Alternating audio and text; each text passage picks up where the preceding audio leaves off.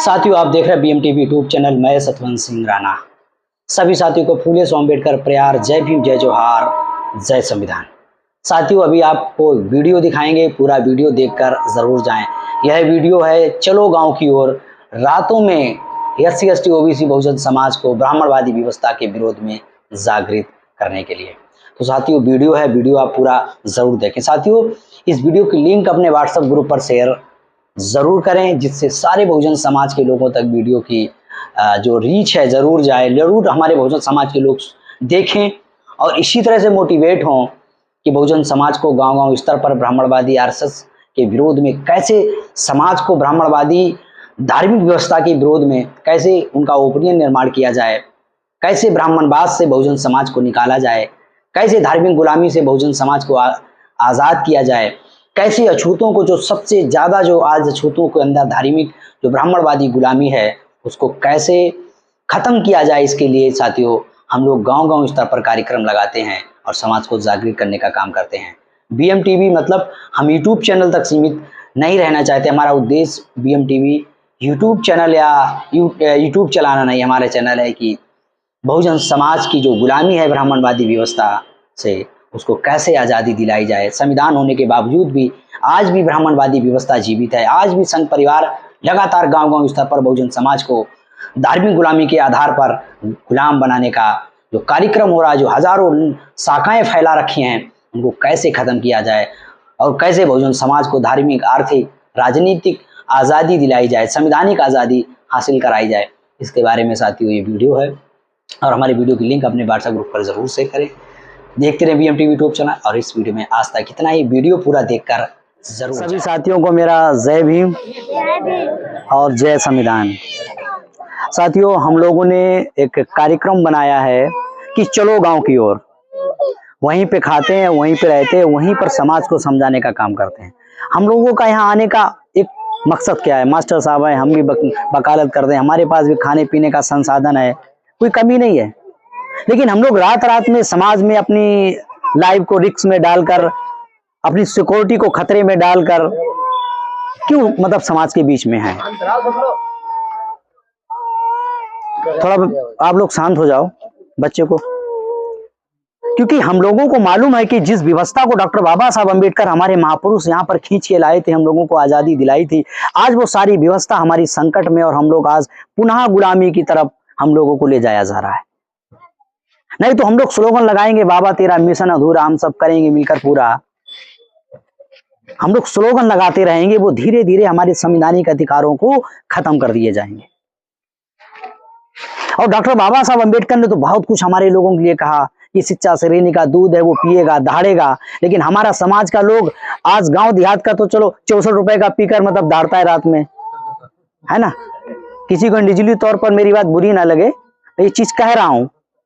और जो हमारा पढ़ा लिखा है वो आज 500 का पीकर अपने AC में दहाड़ता है, ऐसा है ना। उसे समाज से कोई मतलब नहीं। तो ये सारी चीजें हमें समझने की जरूरत। हम पेट पालने के लिए अपनी फसल को रखाते हैं, अपनी संपत्ति को रखाते हैं, अपने जानवरों को रखाते हैं,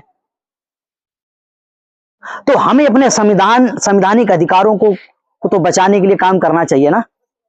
आज हमारी शिक्षा लगभग में प्राइमरी एजुकेशन का जो स्ट्रक्चर है वो बिल्कुल खत्म कर दिया गया।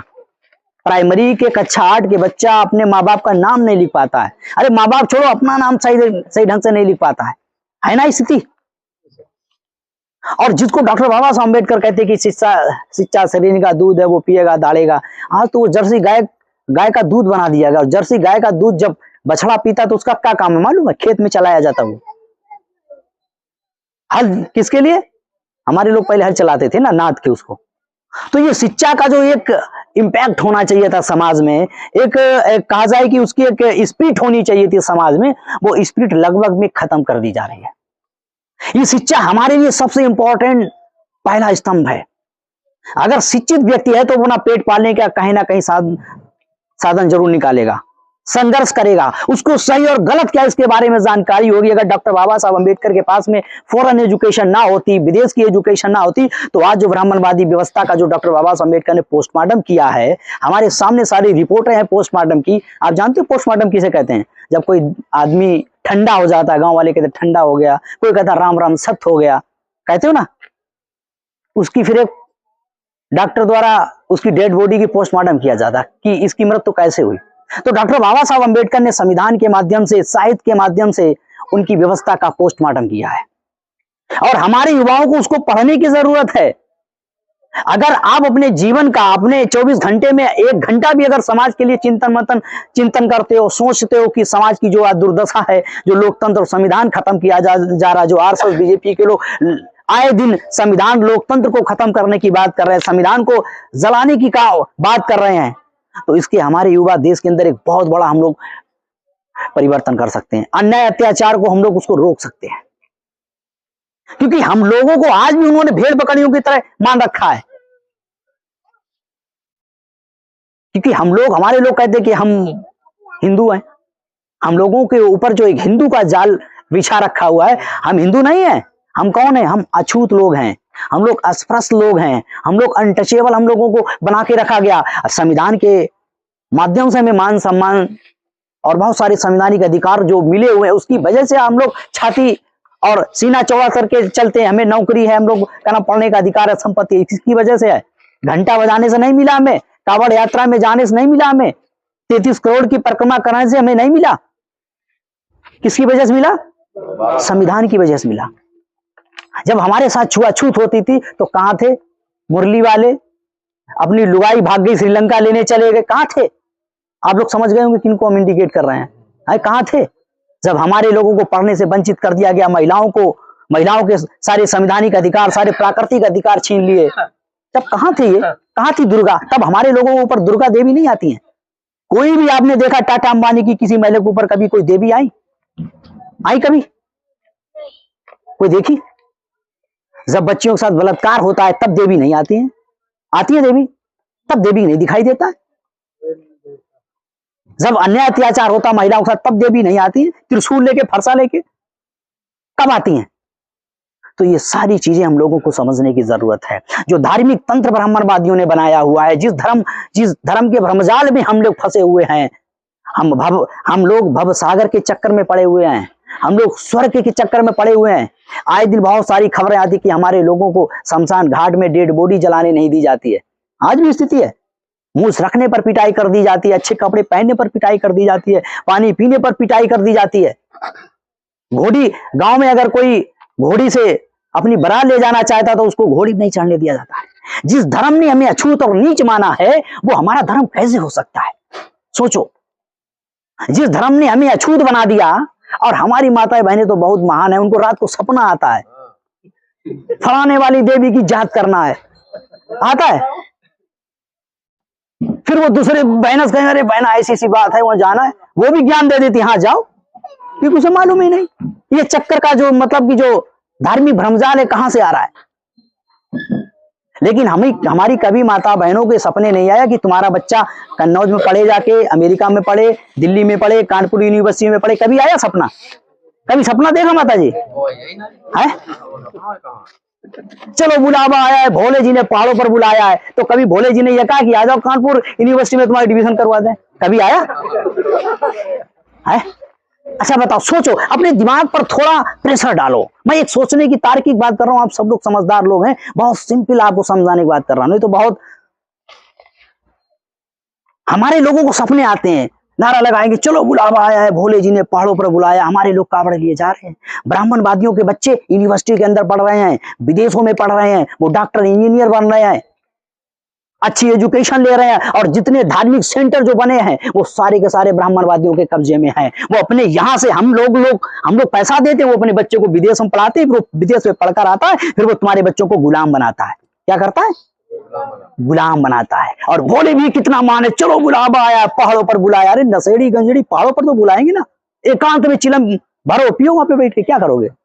आपने देखा नशेड़ी गंजड़ी गांव के बाहर कहीं बैठते हैं, चिलम भरते हैं, ताश खेलते हैं। तो ऐसी प्रवृत्ति के भगवान भी हैं, तो हमारे लोगों को पहाड़ पर बुलाते हैं, हमारे लोग भी चले जाते हैं।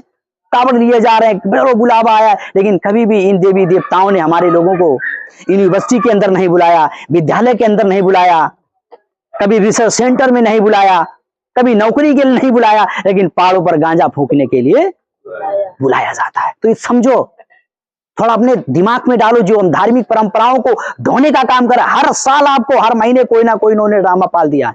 अभी हम लोग गणेश महोत्सव से उबर पाए, अब दूसरा आ रहा है, नवरात्रि में हमारी माताएं बहनें लग जाएंगी है। अगर कहीं व्रत रखेंगी भोले, और कहीं अगर नशेड़ी गंजेड़ी मिल जाए पति तो फिर कलेश है।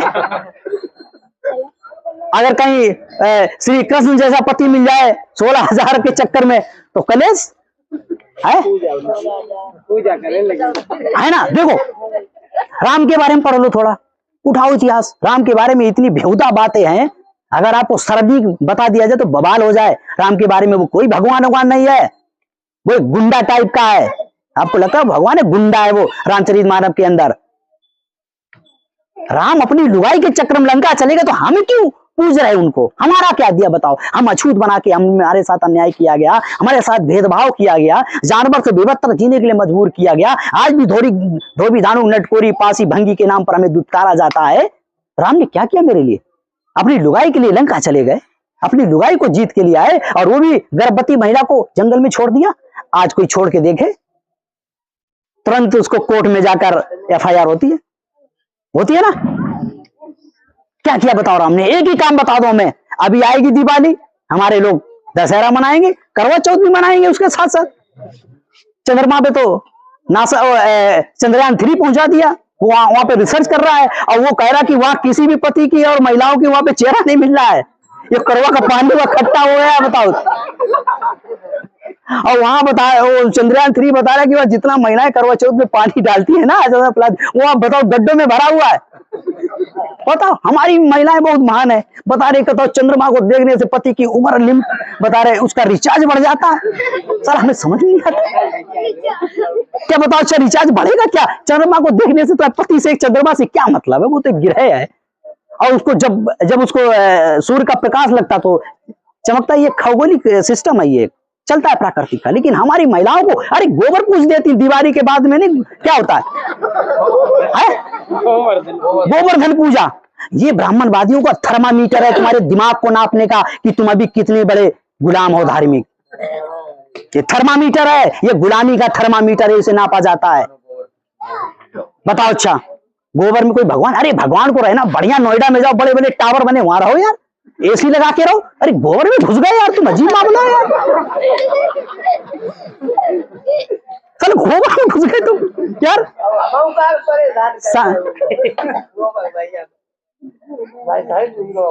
है? लेकिन हमारी महिला नहीं, उसको खिलाएंगी, उसको रुई लगाएंगी, और एक सूप वैसे लगा के, पता नहीं क्या समझ रहा था। हम तो बड़ा अजीब लगता है कि अरे महिलाएं, ये पढ़ी लिखी महिलाएं ऐसा करती हैं, तो मतलब इनका बौद्धिक स्तर क्या है बताओ। अच्छा सोचो क्या ऐसा है कभी? गणेश के बारे में कहते कि पार्वती नहा रही थी, उन्होंने अपना मैल निकाल के पुतला फूंक दिया, गणेश बना दिया। अच्छा ट्राई करना, मैल निकाल के और फूंकना मंत्र, बुलाओ सारे शंकर को मार के तो बनाओ इसको गणेश। नहीं बनेगा ना? बनेगा बच्चों, बनेगा क्या है? और हमारे लोग क्या कहते? अंधन को आग दे तो कोड़ी को काया, हाथ जोड़े थे ठाड़े उसके आगे, ऐसे करके अंधन को आग दे, जैसे वो आई सर्जन हो, कहीं PhD करके आए हो, तुम्हारी आंखें सही कर दी है। और कोडिन को काया, जैसे उनके पास 2-4 करोड़ रुपया बैंक बैलेंस तुम्हारे नाम कर दिए, गूगल पे कर दी, 200-400 बीघा उनके पास जमीन है तो तुम्हारे नाम पे प्रॉपर्टी कर दी। क्या होने वाला ऐसा बताओ। अच्छा मेहनत कुछ नहीं। तो ये सारा का सारा ये एक हंसने का मनोरंजन नहीं करा रहा है, ये तुमको ये एक तार्किक मतलब सोच दे रहे कि हमारी बच्चे और हमारे माताएं बहनें इसके बाद तर्क करो। क्या है? जिस दिन से तुम इसके बारे में तर्क करना चालू कर दोगे उस दिन तुम्हें पता चलेगा सारा का सारा बेहूदी चीजें हैं। अरे हमारे छू लेने से, अछूतों के छू लेने से भगवान का रेमटवा लुल हो जाता है, तो हम तो भगवान से भी ज्यादा पावर हमारे अंदर। ब्राह्मण कहता है कि देवाधीनम जगत सर्वम मंत्राधीनम चा देवता ते मंत्रा ब्राह्मण अधीनम तस्मत ब्राह्मण देवता। ब्राह्मण शास्त्रों के आधार पर कहते हैं कि सारी दुनिया ब्रह्मांड देवताओं के अधीन है, देवता मंत्रों के अधीन है, और मंत्र ब्राह्मण के अधीन है, और तस्मत ब्राह्मण देवता, ब्राह्मण ही देवता है। धोबी देवता क्यों नहीं बताया? चमार को देवता क्यों नहीं बताया? भंगी को देवता क्यों नहीं बताया? कुर्मी को देवता क्यों नहीं बताया? यादव को देवता क्यों नहीं बताया? ब्राह्मण ही देवता है। जब ब्राह्मण ही देवता है तो हम क्यों पूज रहे उसके पीछे? हमारी माता बहनी कितनी महान, देवी की कहीं मंदिर बाहर बना तो लेके जाएंगी खीर, उसको जबरदस्ती खिलाएंगी, वो भले भी ना खाए। और कुत्ता तुमने देखा, कुत्ता छाती पे ला धर के चाट के चला जाता है? चलो थोड़ा प्रयोग करते हैं। कुत्ता के सामने आप खरगोश ले जाओ, पत्थर का छोड़ दो और कुत्ता को जा खरगोश उठा, वो जाएगा लेने? जाएगा? चलो ठीक है, थोड़ा प्रयोग करो। बिल्ली के सामने चूहा ले जाओ, पत्थर का रखो तो बिल्ली जाएगी लेने? है? शेर के सामने खरगोश रखो, शेर जाएगा पत्थर के आगे? लेकिन ये मद बुद्धि का इंसान जो है हमारा पढ़ा लिखा, उस पत्थर के अंदर कहता भगवान है। जब कुत्ता जानवर जब पत्थर को कैच नहीं कर रहा, पकड़ नहीं रहा है, तो तुम क्यों पत्थर को पकड़ रहे हो? तुम तो इंसान हो। हमारे लोगों के घर में भगवान दीवारों पे लटके मिलेंगे, उनके पास लटकने, बेचारा थका जाता है, रात दिन लटका रहता है, उसको उतार के धरो, बेचारा लटका ऊपर। जितने ये मतलब देवी देवताओं के जो चित्र आपको दिखाई देते हैं, इतिहास पढ़ो, ये मौर्य वंश के अशोक के काल में मंदिर और ये देवी देवताओं का कंसेप्ट नहीं है इतिहास में। ये सारे के सारे जो देवी पर हमारे जो टीवी पर नहीं आती थी रामायण, वही सीता की फोटो है, वही राम की फोटो। पूज रहे तुम लोग वो नशेड़ी गंजेड़ी लोग हैं, वो सिर्फ कलाकार लोग थे, हमारे लोग पूज रहे, मालूम ही नहीं। और हमारी बहनें और क्या गाएंगी? सोने की थाली में भुजना परोसो। भले भी थाली ना हो कोई भी, लेकिन गाना गाएगी। क्यों? ये विचार है हमारे लोगों का कि थाली की, सोने की थाली में भुजना परोसो।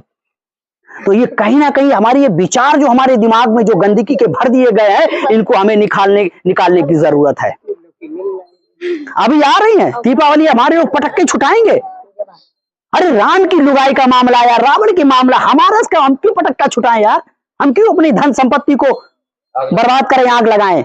वो पैसा जो जितना तुम कर्मकांडों में पैसा खर्चा करते हो, अपने अगर इन्वेस्ट करके अपने बच्चे को पढ़ाओ तो आने वाले समय में वो तुम्हें रिटर्न देगा। लेकिन हमारे लोग ऐसे कहाँ करते हैं?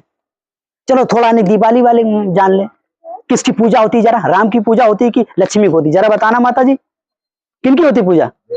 देखो है, मालूम है, इन्हें सब मालूम है, इन लोगों को बिल्कुल मालूम। मेरी माँ से पूछो, वो सब बता देगी। लेकिन ये नहीं मालूम तुम्हारा बच्चा कहाँ पढ़ेगा, तुम्हारे क्या अधिकार है, मालूम ही नहीं। क्यों? यही पीढ़ी दर पीढ़ी मेरी माँ अपनी बच्ची को बताएगी कि बेटा तुम्हें ऐसे करना, शादी के बाद ये करना, संस्कार तुम्हें ऐसे पूजना, ऐसे अगरबत्ती लगाना, ऐसे जल चढ़ाना, वो बताती है मेरी माँ। यही महिलाओं की जो धार्मिक गुलामी है, माँ अपनी बेटी के ऊपर वही धार्मिक संस्कार करती है। अभी आप कार्ड में लिखते हो वर और वधू शब्द है ना, वधू, वधू का मतलब कन्या नहीं है। कन्या कोई दान करने की संपत्ति नहीं कि कन्या दान कर दी, ये उस समय प्रथा थी। कन्याओं को दान किया जाता था, मंदिरों में उन्हें वैश्याय बनाया जाता था।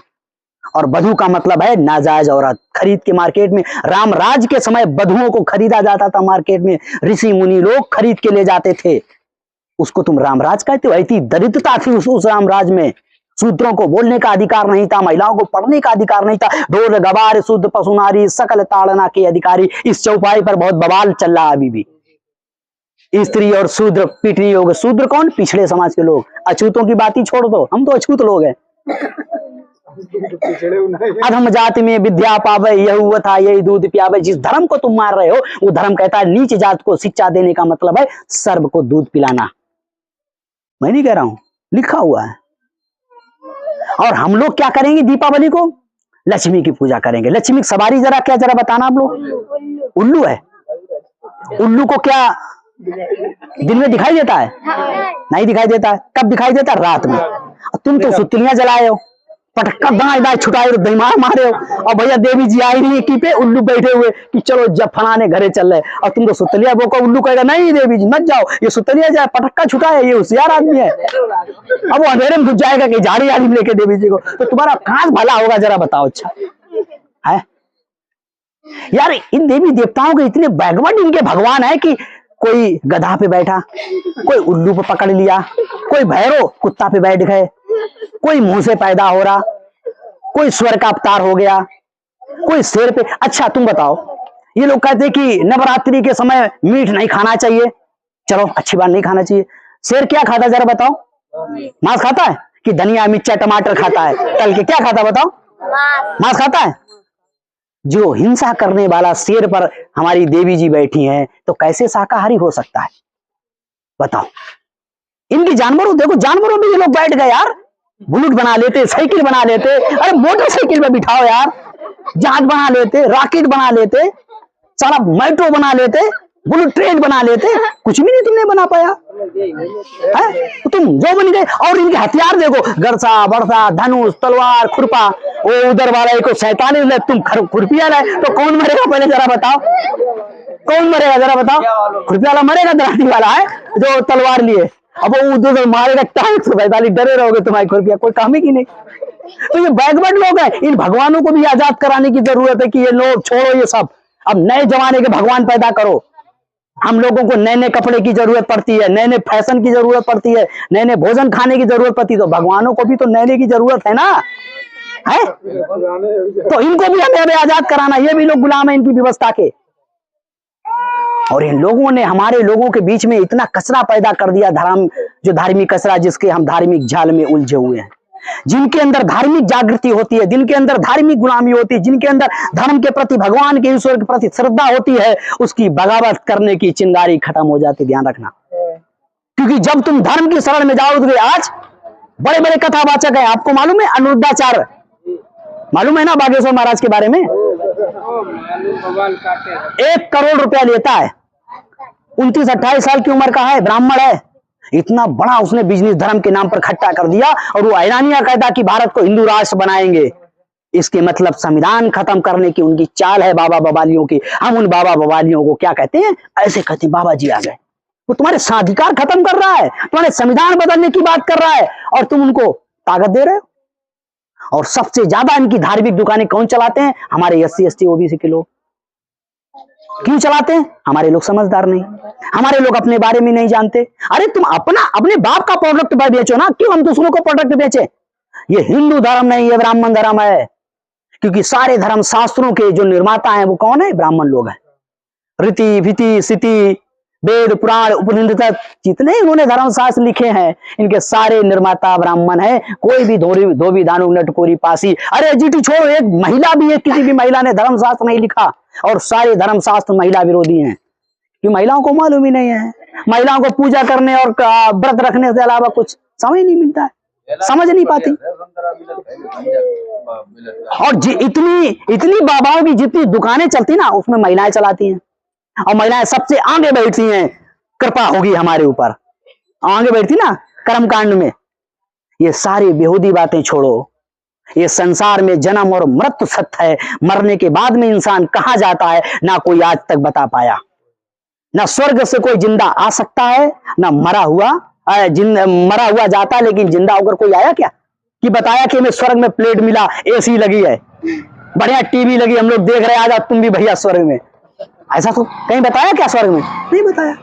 तो सारी ये जो धार्मिक बेहूदी बातें हैं, जो बेफसूल की बातें हमारे समाज में हैं, बच्चों को पढ़ने की तरफ, बच्चों जो हमारे हैं उनको पढ़ने के लिए मोटिवेट करो, उसके लिए संघर्ष करो। आधी रोटी खाओ लेकिन बच्चे को जरूर पढ़ाओ। ये शिक्षा ही डॉक्टर बाबा साहब अम्बेडकर कहते हैं शेरनी का दूध है, तो ये शिक्षा शेरनी का दूध है। आप लोग अपने बच्चों को जरूर पढ़ाएंगे, क्योंकि वर्तमान में लोकतंत्र और संविधान खतरे में है। तो इसीलिए हम लोग गांव गांव में जाकर अपने समाज के अंदर जागृति पैदा कर रहे हैं। जैसे तुम धर्म के प्रति तुम्हारे अंदर जागृति श्रद्धा है, बचाने के लिए सड़कों पर मारकाट करते हो, हम मारकाट के समर्थक नहीं है। इसीलिए हमारी भी सोच है कि समाज को संविधान और लोकतंत्र, डॉक्टर बाबा साहब अम्बेडकर की विचारधारा के समर्थन में जागृत किया जाए, तो लोग भी अपने अधिकारों के लिए संघर्ष हम कर रहे हैं। आज जीवित है, कल मेरे साथ क्या हो जाता मुझे नहीं मालूम है, लेकिन हम लोगों ने प्रण किया है कि हम लोग लड़ाई लड़ेंगे समाज के लिए।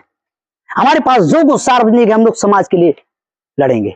डॉक्टर बाबा साहब अम्बेडकर ने कहा, my education for my society, मेरी जो कुछ शिक्षा है वो हमारे समाज के लिए है। तो हमारे युवाओं से, हमारी बहनों से अनुरोध है कि आप लोग भी समझो। और आप लोगों के बहुत सारा ग्रुप होता है, एक मतलब कास्ट के अंदर कहीं ना कहीं आप लोगों की रिश्तेदारियां होती हैं, उन लोगों को समझाओ, उन लोगों को जागरूक करो व्यवस्था के विरोध में। जिस दिन तुमने इनकी व्यवस्था को मानना बंद कर दिया, ये व्यवस्था ऑटोमेटिक खत्म हो जाएगी। हमारी सबसे संस्कृति, सबसे बड़ी व्यवस्था, दुनिया के लोग बुद्धा को मानते हैं, जो हमारी संस्कृति है, जो हमारी विरासत है, हम उसे जानते नहीं। 48 देश बुद्ध को मानते हैं, और राम को विदेश में चिलम पीते हैं बैठ के राम नाम के नाम पे। कोई नहीं जानता उन्हें राम श्याम। लंका में लोग जानते नहीं कि रावण नाम का आदमी पैदा हुआ। अयोध्या 3000 करोड़ मंदिर बन लग रहा है, 4000 करोड़, 900 करोड़ रुपया लग चुका है। 3000 करोड़ अभी भी ट्रस्ट खाते में, उसके मालिक कौन है? ब्राह्मणवादी लोग हैं। सारे मंदिरों के मालिक वही लोग हैं। ये लोग फिर तुम्हारे पैसे से तुम्हारे लोकतंत्र संविधान को खत्म करते, तुम्हारे वोट को खरीदने का काम करते हैं, आपस में जातियों में लड़ाने का काम करते हैं, क्योंकि हम लोग इनको ताकत देने का काम करते हैं। तो साथियों, समय नहीं है, इसीलिए हम लोग अभी पिछले शायद अभी हम लोग एक और रात में बड़ा कार्यक्रम हम लोगों का ऑर्गेनाइज किया है, क्योंकि हमारे लोग दिन में बिजी ज्यादा रहते हैं, खेती है, मजदूरी लोग, हमारे लोग मजदूर के लोग ज्यादा हैं। तो इस लोगों ने हमने कहा कि दिन में अपना काम करते हैं और रात में अपने समाज के बीच चलते हैं। हम लोग वहीं पे समाज को समझाने का काम करते हैं। परिवर्तन आएगा, एकदम नहीं आएगा, ये कोई बल्ब नहीं है इलेक्ट्रिक का कि हमने जला दिया लाइट चालू हो गई। ये हमारे दिमाग को हजामत करनी पड़ेगी। हम लोगों को ये दिमाग के क्या करने पड़ेगा?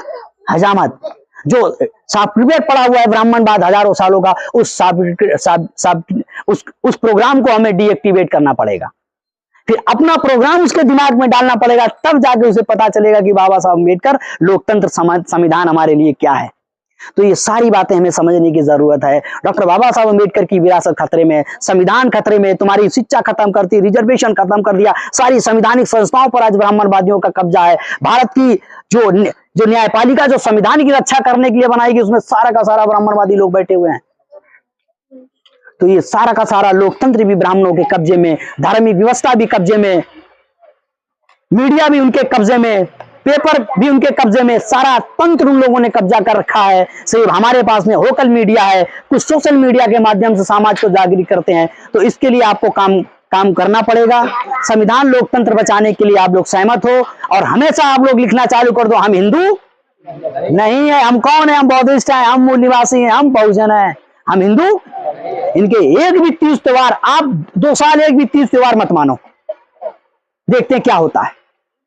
हम तो भगवान से कहते हैं आ जाओ नीचे बैठो, हम लोग बातचीत कर रहे हैं, तुम कितने बड़े तीज मारो, भगवान आओ। हम देखते हैं, तुम कहते हैं हमने समुद्र पी लिया, आओ दोबारा प्रयोग करके देखते हैं।